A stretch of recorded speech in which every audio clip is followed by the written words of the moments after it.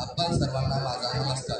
आज आपण येथे जागतिक आदिवासी दिन साजरा करण्यासाठी एकत्र आलो आहोत। दरवर्षी 9 ऑगस्ट हा दिवस जागतिक आदिवासी दिन म्हणून साजरा केला जातो। आदिवासी समाज हा आपल्या देशाचा समृद्ध संस्कृतीचा आणि परंपरेचा एक महत्त्वाचा भाग आहे। निसर्गाची भाषा, परंपरा आणि जीवनशैली ही आपल्या देशाची अमूल्य सांस्कृतिक संपत्ती आहे। आदिवासी समाजाने स्वातंत्र्य लढ्यातही महत्त्व योगदान दिले आहे।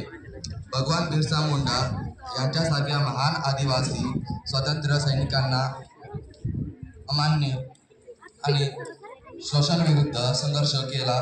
त्यांचे धैर्य आणि त्याग आपल्यासाठी सदैव प्रेरणादायी आहे। आजच्या काळात आदिवासी समाजातील प्रत्येक मुलाला शिक्षणाची समान संधी आणि प्रगतीची संधी मिळणे आवश्यक आहे। त्यांच्या परंपरे आणि संस्कृतीचे जतन करत आधुनिक शिक्षण व विकासाची वाटचाल करणे ही आपली सामूहिक जबाबदारी आहे। शिक्षणाचे रक्षण, संस्कृतीचा सन्मान आणि शिक्षणातून प्रगती हा संदेश आपण आजच्या दिवशी घेऊया।